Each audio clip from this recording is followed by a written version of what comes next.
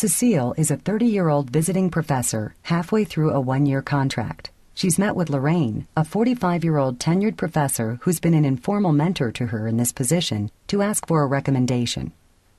Hi, Lorraine. I'm so excited about this postdoc at Tulane. I'm really sorry we couldn't keep you here, Cecile. Me too. It's been great to work with you. But Tulane would be a great place to spend a year and get some publications out.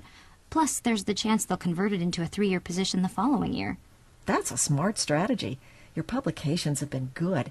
If you can add a couple more to your resume, you will be an excellent candidate for a tenure track position.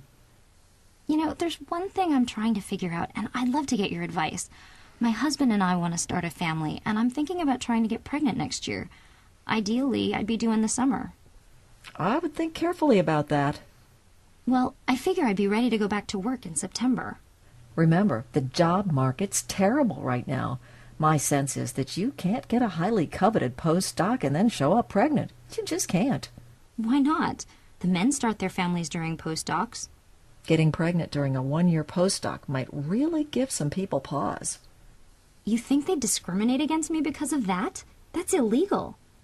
I wouldn't call it discrimination, but if they have 2 strong candidates and one of them just had a baby, well, who do you think they'd choose? It seems like a really good time for us to have a baby. Andy's willing to take time off. He has to leave his job anyway when we move to New Orleans.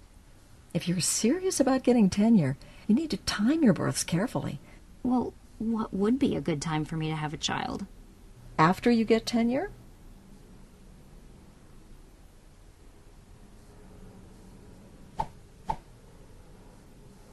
Candace, the senior professor in the economics department of a major university, and Barbara, another tenured professor, both in their early 50s, are sitting in the faculty lounge. They're joined by Jennifer, an adjunct professor who is 28. Oh, I'm so glad I caught you two. You haven't RSVP'd for Stephanie's baby shower. You're coming, aren't you? I don't remember getting an invitation. It was an Evite. Do you check your spam folder? Can you just email me the information? No worries. She's registered at Just a second. babiesrs.com. See ya.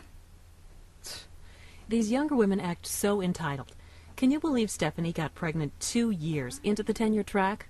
It's nuts. When we were coming up, we didn't expect to stop the tenure clock when we had a baby. We were back in 2 weeks flat and proud of it.